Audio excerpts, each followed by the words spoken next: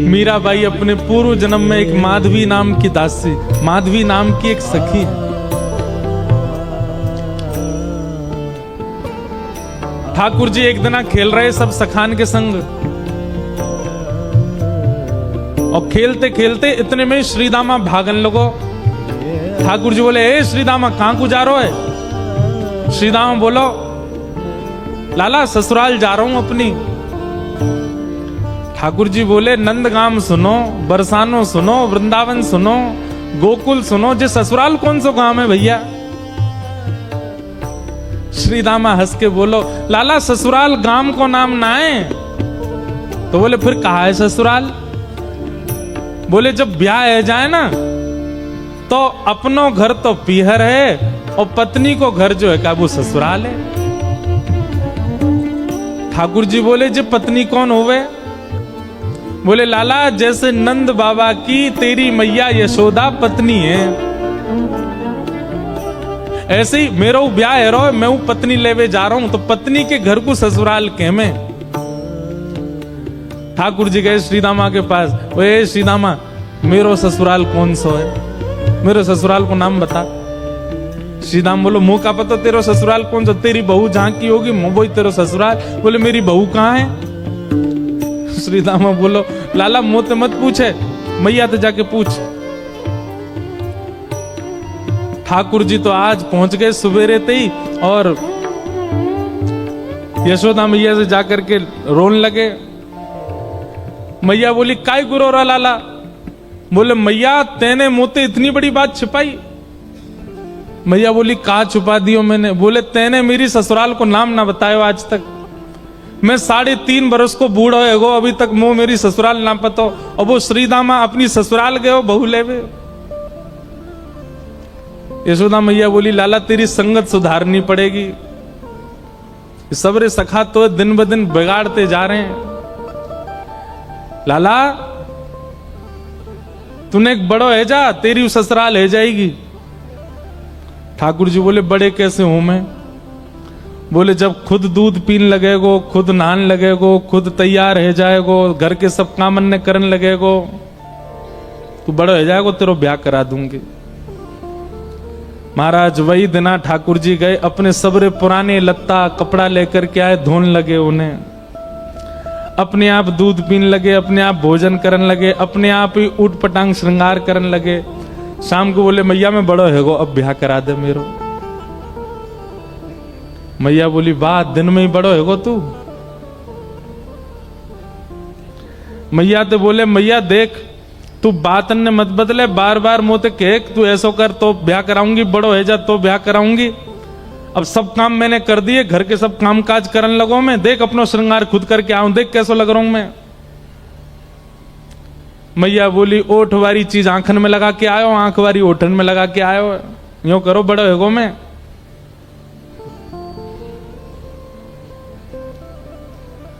ठाकुर जी बोले, मैया मेरो ब्याह करा दे, नहीं तो श्रीदामा बहू लेके आ रहा हूं, बाकी बहू ले आऊंगा मैं, वही की बहू को ले आऊंगा, वही की ससुराल को अपना बना लूंगा। तभी एक सखा दौड़ो दौड़ो आया, बोले, ए लाला देख श्रीदामा बहू लेके आ गो। बहू को नाम सुनते ही ठाकुर जी तो मचल गए, लेके चल मुंह को जल्दी। मैया रोकन लगी, बोले, लाला ने सुधर के तो जा, कैसो बन के जा रहा है? ठाकुर जी तो दौड़े दौड़े गए, बोले, कहां ते आ रहे हो? बोले, वहां ते आ रही है, पालकी में बैठ के बाकी बहू आ रही है। ठाकुर जी पहुंच गए, बीच रास्ता में रोक ले, सबको कथा पता है। माधवी की मां ने पहले ही मना करके भेजा था कि बोले, तेरे सखा, तेरे पति जो श्रीदामा, उनके जो सखा कृष्ण है, उनको मुख मत दिखाइयो। ठाकुर जी पालकी में घुस गए, हाथ पांव जोड़ के कहने लगे, भाभी जी एक बार ने अपना मुख दिखाए दो, लेकिन माधवी ने नहीं दिखाया। अब देखो, भक्त नहीं चाह रहा है कि ठाकुर जी को मैं मुख दिखाऊं, पर ठाकुर जी तो देख रहे हैं ना। आप कितनों भी उनको देख लो, लेकिन आपके चित्त में भक्ति को संचार तभी होगी जब उनकी कटाक्ष आप पे पड़ेंगे। तो एक बात तो सिद्ध है कि यहां बैठे जितने भी हैं, एक बार भी यदि नाम के प्रति प्रेम आपके चित्त में बढ़ रहा है तो ठाकुर जी ने कभी तो देखे, भूल के ही सही देखे तो हैं हम, तभी हमारे चित्त में भाव उत्पन्न। ठाकुर जी कह रहे हैं देख ले, बड़े बड़े जोगी, बड़े बड़े तपस्वी, बड़े बड़े ध्यानी हमारे मुख को देखवे के काजे तड़पे, और हम तेरे सामने बैठे, तू हमें मोहना दिखा रही अपनों।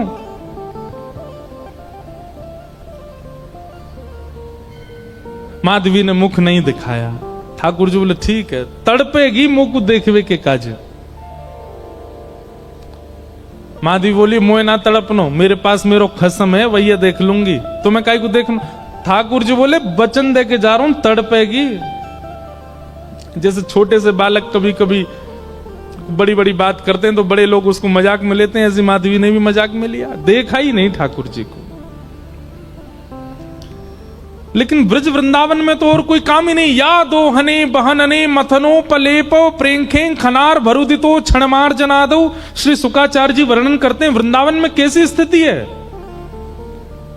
गोपियां दोहन करती हैं तो घर घर घर जो दही की मथनी की आवाज आती है ना, उसी में ही कीर्तन करने लग जाती हैं। कृष्ण ऐसे, कृष्ण के नेत्र ऐसे, कृष्ण की नासिका ऐसी, कृष्ण के कान ऐसे, कृष्ण को मोर पिछ ऐसा, कृष्ण की पीतांबरी ऐसी, कृष्ण की भुजा ऐसी, कृष्ण के चरण ऐसे। कोई गोपी अपने घर में चौका लगा रही है और चौका में पौंछा की जो छर्र छर्र आवाज आवे, वही छर्र छर्र ध्वनि में ही कीर्तन करने लग जाए, कृष्ण ऐसे, कृष्ण ऐसे। हसितम मधुरम चलितम मधुरम वमितम मधुरम मधुराधिपते अखिलम मधुरम। इन सबकी बातें सुनकर के मीराबाई, माधवी को ऐसा लगता है कि इन सब से तो मैं श्रेष्ठ हूं, कम से कम अपने पति की ही हूं, इन सब की तरह तो नहीं। पूरे दिन उस कृष्ण की प्रशंसा करती रहती हैं। सब गोपियां माधवी से कहती हैं अभी तक तेरे सामने आयो ना है और तेने अभी तक देखो ना है। अरे या प्रेम को काम भावना ते मत देखियो, 3.5 वर्ष को 4 वर्ष को है, लेकिन वाक्य प्रति एक अलग ही प्रेम प्रकट है जाए। माधवी सबको ज्ञान देती है, बोले चाहे 3 वर्ष को 4 वर्ष को है तो अन्य पुरुष, क्यों उसकी बातें करती हो, क्यों उसकी ओर देखती हो।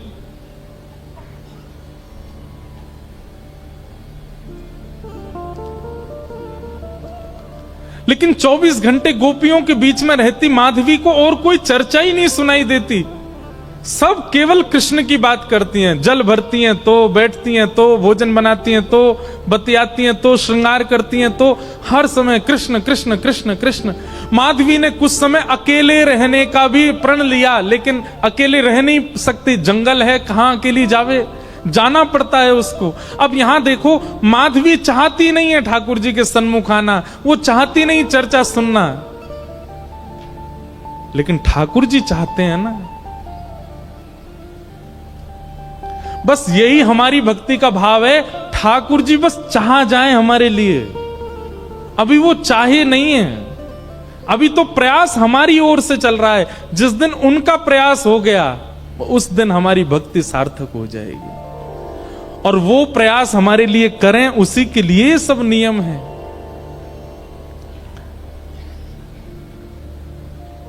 अब तो माधवी 24 घंटा ठाकुर जी का नाम सुनती है। एक दिन रात में सोई तो अब कानों में कृष्ण कृष्ण कृष्ण कृष्ण गूंज रहा है, तो कान बंद करती, पता नहीं पूरे दिन इतना नाम सुनती हूं कि अब तो कानों में भी यही गूंजता है।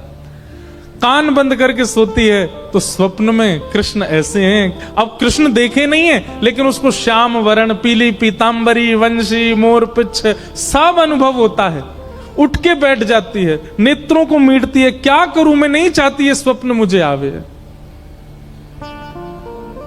श्याम दृगन की चोट बुरी रे, श्याम दृगन की। ठाकुर जी देख लेंगे तो ऐसे है जाओ। अब धीरे धीरे माधवी की स्थिति ऐसी होने लगी कि अब वो ना चाह करके भी कृष्णमयी ही हो गई है। रात्रि में सोती, अचानक उठ बैठती है, ऐसा लगता है मानो जैसे उसका हाथ पकड़ लिया हो। रात्रि में सोती है, अचानक से मोगरा की सुगंधी आने लगती है, गुलाब की सुगंधी आने लगती है, उठ के बैठ के डर जाती है, कौन आ गया। अब तो स्थिति ऐसी हो गई कि आधी रात और माधवी को ऐसा लगता है कि भोर हो गई, और तुरंत उठ करके जल्दी जल्दी वस्त्र धारण करती है, मटका उठाती है और दौड़ करके जाती है। अरे विलंब है गयो, इतनी देर है गई, मैं अभी तक उठी नहीं, जबकि है आधी रात। दिन रात सब परिवर्तित हो गया।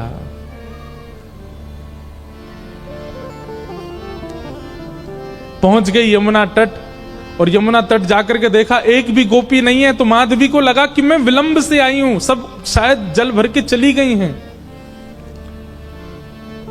जल भर के रोज जाती है माधवी, लेकिन आज पता नहीं उस पात्र में इतना भार कहां से आ गया कि स्वयं ही नहीं उठा पा रही है। इधर उधर देखने लगी, याचना करने लगी, कोई तो आवे, कोई तो उठा दे। आधी रात उसके लगा है कि अभी भोर हो गई है, और तभी कोई नहीं है वहां। नंद नंदन श्याम सुंदर चलते हुए आ रहे हैं माधवी के पास। मैं एक बात कहता हूं बंधुओं, आप बच नहीं सकते ठाकुर। उनका नाम है कृष्ण, करशतीति कृष्ण। आप नेत्र बंद कर लोगे तो वो ऐसी ऐसी बात बोल जाएंगे कान में कि कान से उनके हो जाओगे। कान बंद कर लोगे, नेत्र बंद कर लोगे तो ऐसी सुगंधी आ जाएगी कि सुगंधी से उनके हो जाओगे।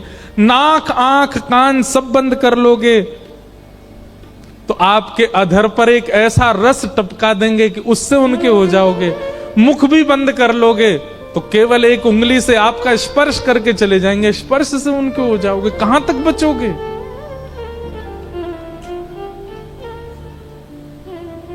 माधवी की मति घूम गई है। आधी रात ही आ गई और तभी ठाकुर जी वहां पहुंच गए। पहले तो चाल देखी तो चाल पर मोहित हुई, फिर जब वक्ष देखा तो वक्ष पर, जब हाथ देखे तो हाथ की चलन पर मोहित हो गई, और मुख देखा तो भूल गई सुध बुध।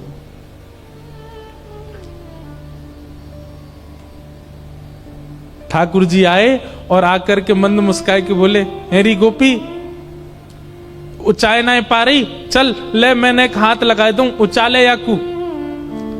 और एक तरफ से माधवी ने मटकी पकड़ी और दूसरी तरफ से ठाकुर जी आकर के नन्हे से गोपाल जी ने जैसे ही हाथ लगाया मटकी उठने लगी।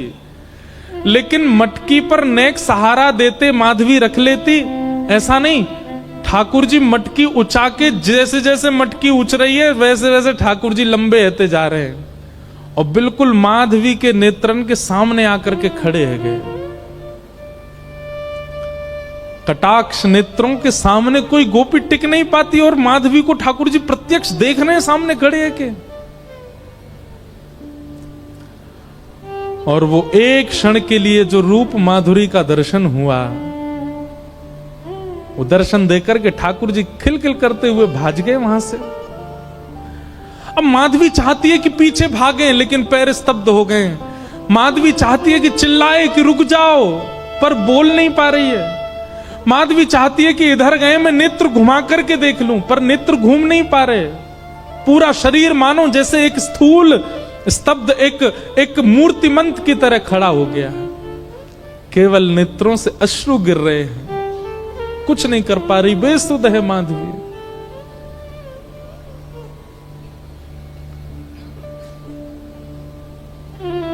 वहीं खड़ी रही तब तक जब तक भोर में गोपियां जल भरने नहीं आ गईं। अश्रु जलों से जल पूरा वस्त्र भीग चुके हैं माधवी के। और तभी सब गोपियां आई, आकर के देख, अरे ये माधवी ये पहले ही आ गई जल भरवे। सब ने जाकर के हिलाया, स्पर्श के बाद भी माधवी हिल नहीं पा रही है। बस नेत्र लाल पड़े हैं, अपलक नेत्र हैं, और नेत्रों से केवल अश्रु गिर रहे हैं। बोलना चाहती है, कहना चाहती है, चिल्लाना चाहती है, किसी को पकड़ना चाहती है, पर कुछ नहीं कर पा रही है। ये है ठाकुर जी की दृष्टि यदि पड़ गई तो ऐसी स्थिति हो जाएगी। तब एक गोपी गई और यमुना जल लेकर के जैसे ही माधवी के मुख पे छिड़को, माधवी तुरंत सचल जैसी हो गई और धड़ाम से मूर्छित होकर गिरी। गोपियां सब उसके चरण मसलने लगी, हाथ पकड़ने लगी, सिर सहलाने लगी। और जैसे ही होश में आई, होश में आती बस रो रही है और पूछ रही है वो कहां है, मोहनी मूरत सांवली सूरत, वो कहां है। श्याम दृगन की चोट बुरी रे, श्याम दृगन की चोट बुरी है, श्याम दृगन की चोट बुरी रे, श्याम दृगन की चोट बुरी है। कोई गोपी कह रही है कौन आयो, मधुमंगल आयो, श्रीदामा आयो, तन सुखा आयो, मन सुखा आयो, सुबल आयो, अरे कौन सो सखा आयो। तभी दूर खड़ी एक बोली कृष्ण तो नहीं आयो। कृष्ण नाम सुनते ही रोम रोम रुदन करने लगा। ज्यों ज्यों नाम लेत तुवा को, ज्यों ज्यों नाम लेत है वाको, ज्यों ज्यों नाम लेत तुवा को, जो जो नाम लेत वाको, मोघायल पे नौन पुरी रे, मोघायल पे नौन पुरी है। सुनना चाहती है कृष्ण नाम, लेकिन जब जब कृष्ण बोल रहे हैं तो स्थिति ऐसी हो रही है जैसे मानो किसी घाव पर नमक डाला जा रहा हो और पीड़ा भर रही है। मतलब औषधि भी कृष्ण नाम है और पीड़ा भी कृष्ण नाम है। जो जो नाम लेत तुवा को, जो जो नाम लेत तू वाको, मोघायल पे नौन पुरी रे, मोघायल पे नौन पुरी है। श्याम दृगन की चोट बुरी रे, श्याम दृगन की चोट बुरी है। श्याम दृगन की चोट बुरी रे, श्याम दृगन की चोट बुरी है। ना जानो। एक बात तो आज साबित हो गई कि हम राधा रमन जी गए लेकिन दर्शन करके सही सलामत बाहर आ गए। इसका मतलब उनने देखा नहीं हमको। यदि देखा होता तो कुछ तो होता उनके सामने, कुछ तो व्याकुलता होती, कुछ तो विरह उत्पन्न होता। आज पता नहीं क्यों ऐसा लग रहा है कि शायद ठाकुर जी ने आज तक देखा नहीं तो ये स्थिति तो कभी बनी नहीं हमारी।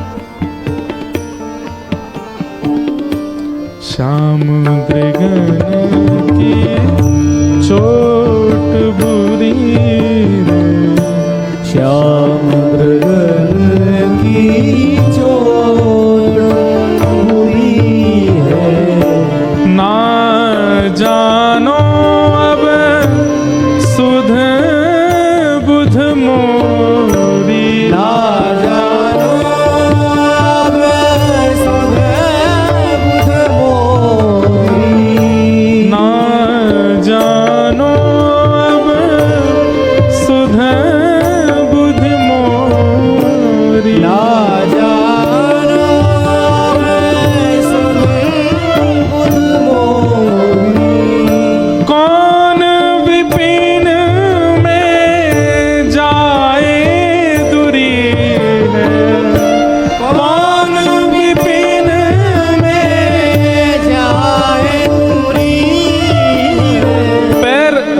कहीं रही है, जा कहीं रही है। कोई पकड़ के ला, अरे माधवी कहाँ जा रही? बोले घर जा रही हूँ। ये घर को रास्ता नहीं है, तू तो वन में जा रही है, वापस जा।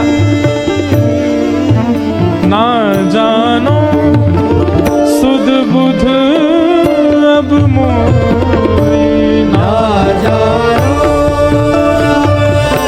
सुध मोरी। कौन विपिन में जाए दूरी है, कौन विपिन में जाए दूरी है।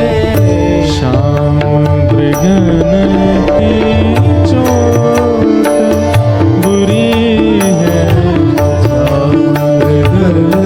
की चोट बुरी है। श्याम मृगन की चोट बुरी है। श्याम दर्द की चोट बुरी है। हे नारायण नहीं छूटत सजनी, नारायण नहीं छूटत सजनी। नारायण नहीं छूटत सजनी। नारायण नहीं छूटत सजनी। जासो प्रीत जुरी रे, जासो प्रीत जुरी है। जासो प्रीत जुरी रे, जासो प्रीत जुरी है। ओ नारायण नहीं छूटत सजनी। नारायण नहीं छूटत सजनी। जासो प्रीत जुरी